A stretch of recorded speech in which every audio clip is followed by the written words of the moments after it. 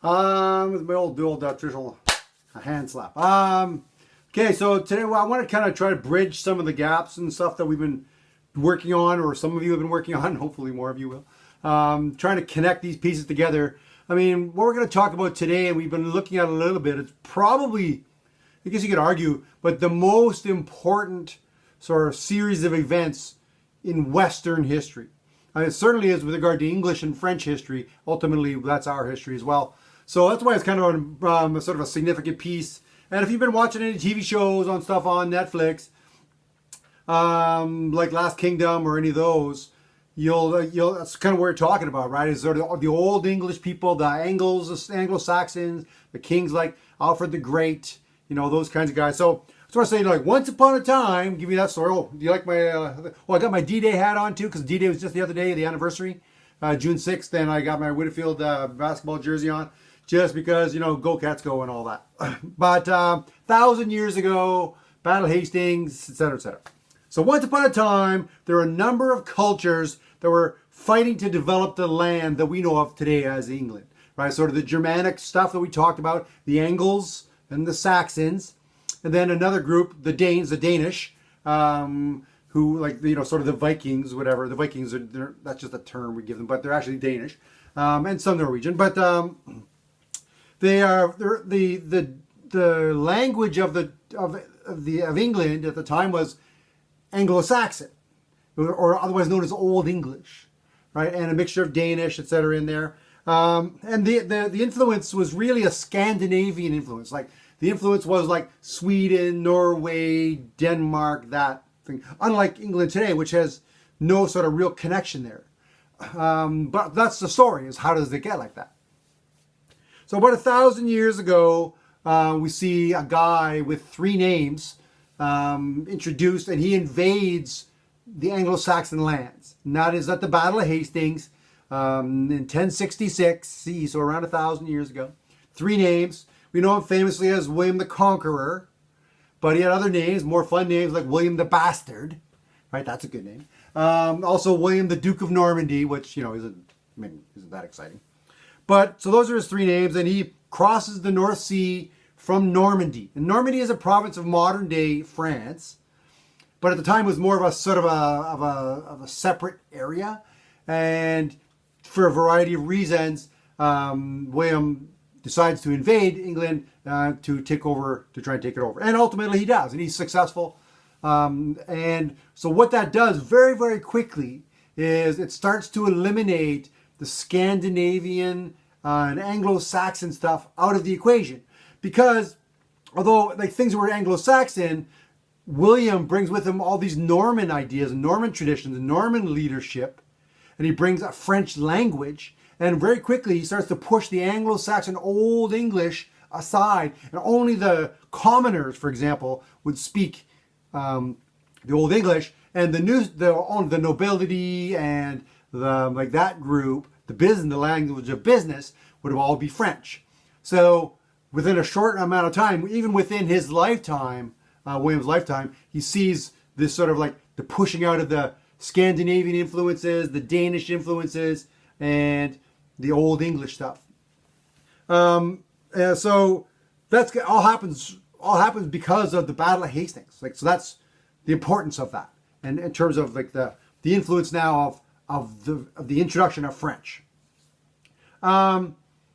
So we see the relegation then of the languages to the side, and I mean, even in modern English, there's not a lot of connection really to the Old English. If you look at more like Wales, the Welsh language is actually, I think it's better connected. You see a lot of French words used in English ways now. This is how it gets there. So there's a lot of Germanic words interspersed with a lot of French words, and they're still like Danish and Latin and the language of Roman and stuff. It's all mixed in there. But there's this big push away from the Old English about 1,000 years ago. So as William moves into the lands of the Anglo-Saxons, he brings with him all the languages stuff, but he also brings with him castles, and we just did that assignment. He brings in a bunch of castles, and as time goes by, the castles evolve. we see the three different kinds. From starts on the Motte and Bailey, we move to the Stone Keep, and then ultimately the concentric castle. But the reason that this is important is because these, hundreds and hundreds of castles get built very, very quickly. And who lives in those castles? Well, it's all the Normans. The Norman lords that are brought from Normandy come and live in England. So all the bigwigs essentially are all Normans, and all the common people are all Anglo-Saxons. So as you can imagine, the Anglo-Saxon people don't really like the lords, and the Norman lords aren't big fans of the rabble, the Anglo-Saxon rabble, right? So, and this is kind of a significant deal in terms of like the connection between it. So this is why they had to have castles, because the Anglo-Saxon people would have probably just killed the Norman lords. So they built all these wonderful castles to protect them. And that's and the castles become central to the next part of the story and the development of a new newish style of government known as feudalism, kind of like government run from the castle. But before I get into that, and I'll get into that in the next little section, we have to talk about feudalism first. I want to tell you a little bit of story, because it's a story you're familiar with.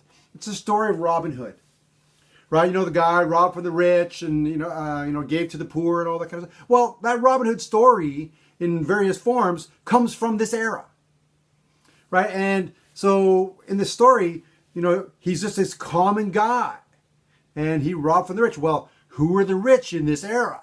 Well, the Normans. And who were the poor people? Well, the Anglo-Saxons. So then the question comes up, and this is part of the whole story, is, was Robin Hood an Anglo-Saxon, or was he a Norman? And the answer, for the most part, seems pretty obvious, because he's fighting the guys in the castles.